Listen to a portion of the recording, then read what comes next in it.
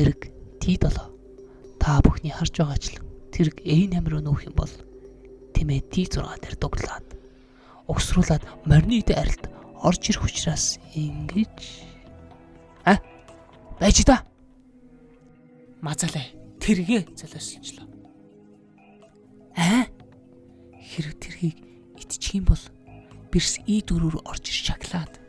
Анар яаж ч нүсэн хамаагүй A8 гээл хоёр нүдл юм ад. Яа. Анар ч гэсэн өөрөө харчих шиг боллоо. За ингээд гар барьснаар энэ удаагийн шатрын дэлхийн аврагад анх удаа хүнээс өөр амтан төрүүлж байна. Ялагдсан сэтгэл ямар шүү байна?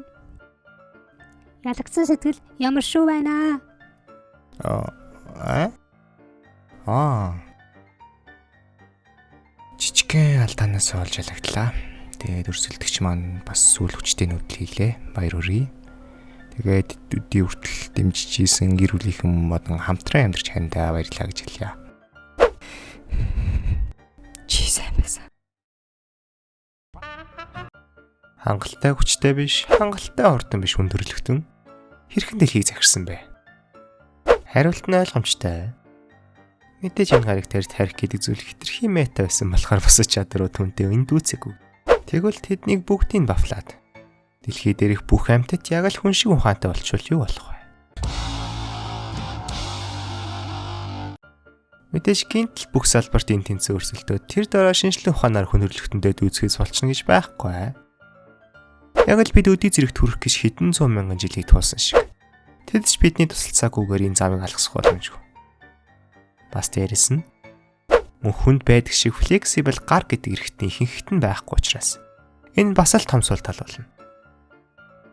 Яг уу хэдийгээр амьтад авиагараа хоорондоо ойлголцож чаддаг ч хүнд байдаг шиг урт хоолой жижиг ам байхгүй тул нарийн авиануудыг гаргаж чадахгүй буюу илүү сайн ойлголцож ярьж чадахгүй гэсэн үг. Мөн ихэнх загаснууд болон усны амьтдын үед тийм ч сүртэй өөрчлөлт мэддэхгүй л болов.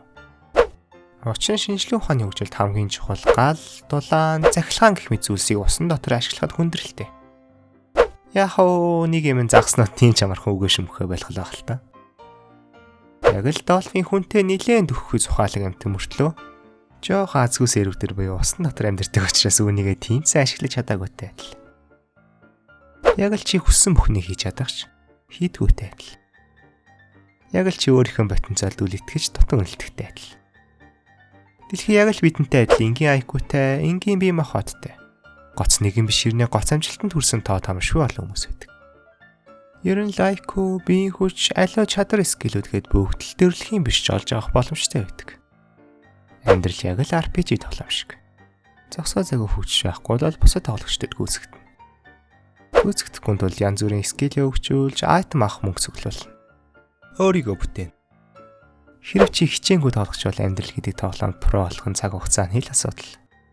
Яг одооноос л өөрийгөө бүтээ. За бичлэгээ өргөжлүүлцгээе. Мөн хотоос гадуурх амьдрал хитрхи аюултай болно. Багчаа амьд ч илүү багийн ажиллагаатай. Илүү сайн төлөвлөгөөтэй болох болохоор анчдтай ч тийм авархан буудуулахгүй л болов. Харин өсөнд хижээлт амьтад магштаасаа зугтаж хот суурин газар руу орж ирэх өндөр магадaltaй. Харин бидэнтэй өрсөлдөж магадгүй цорын ганц амьтан нь бич байх бол. Шалтгаан нь энгийн. Бусад амьтдаа бодвол хоёр хөл дээр явдаг, мөн гартай учраас үүнийг ашиглан тохионыг хэлж сурч жинхэнэ бичин гаргийн баслах бодит амьдрал дээр болж магадгүй.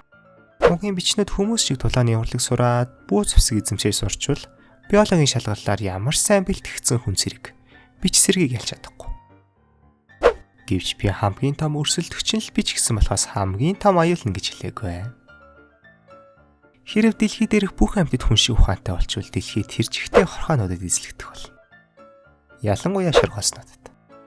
Дэлхий дээр тэрбумыг 20 сая дахин өржүүлсэнтэй тэнцвэр шоргооснууд байдаг буюу маш хурдан өрждөг учраас яагаад ч зогсоох боломжгүй.